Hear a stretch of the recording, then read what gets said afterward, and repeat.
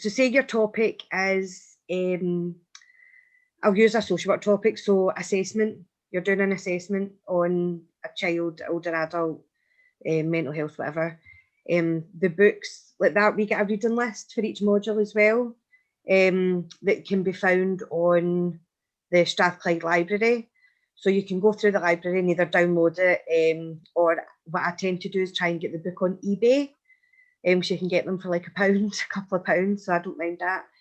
And I'll go to the chapters and find the chapter on assessment, but then I'll also go to the index at the back, because if you're wanting something specific, whether it's a child assessment or an adult assessment or whatever, that'll be in the index, so you know exactly what page to go to.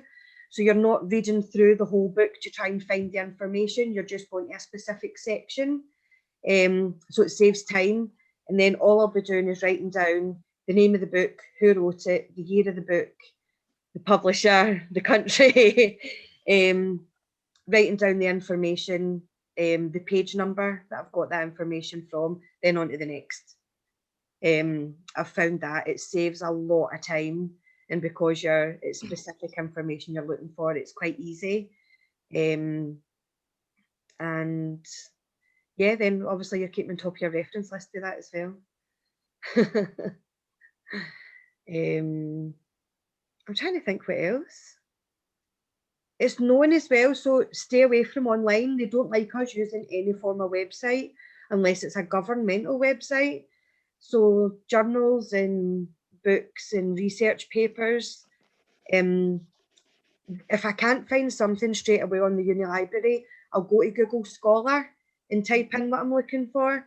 And if I find something on Google Scholar, I just copy and paste the name of the book and put it into the uni library, and 9 times out of 10 that comes up. Because I find you don't get access to a lot of things on Google Scholar. No. So that also helps. As I say, through our seminars and work groups as well, the people who take them, they're PhD students, they're not lecturers. So they're quite good at pointing you in the right direction on where to get information. They'll also say, like, if you email me, I've got that PDF, I can just email you the PDF. And it's like the exact information that you're needing, which is really, really helpful. And also we've got like a big group chat with everybody in the class as well, so we can share information as well. Right, oh, I found this is helpful, who wants it? Because usually with the essays, there's 3 different questions to choose from.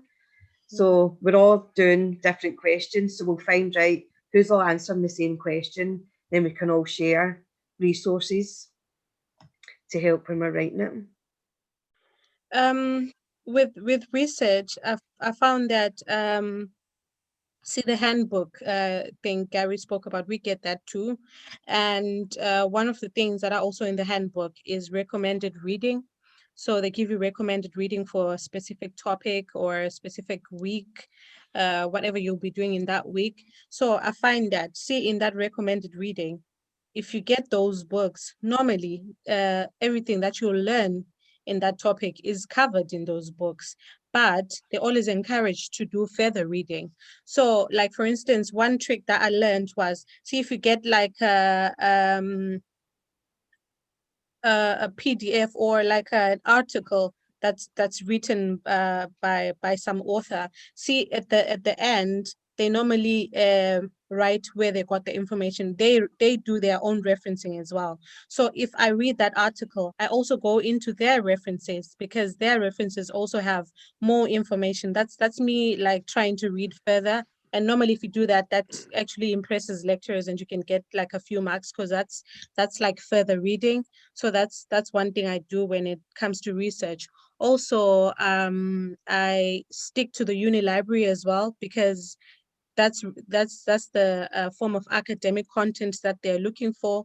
Stay away from these online websites, because they just don't pass, unless if it's like a government website, like Gillian said, or maybe like one time we were looking at an organization that deals with cancer. So unless if you're getting information from that organization's page specifically, and then you can actually reference it.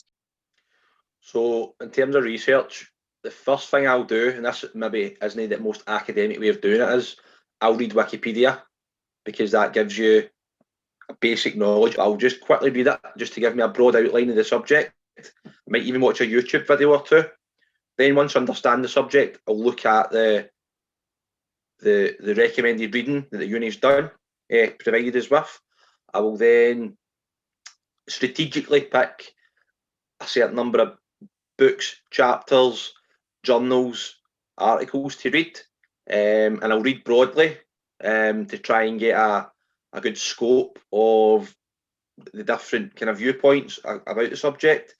What I'll also do is in the lecture notes, or the lecture slides that the lecturer normally makes available to us, they'll have sources on there as well at the end. They'll have recommended reading that won't be on the recommended reading list for any assignments you've got. So have a look at that as well and see if it's relevant to the question I've got.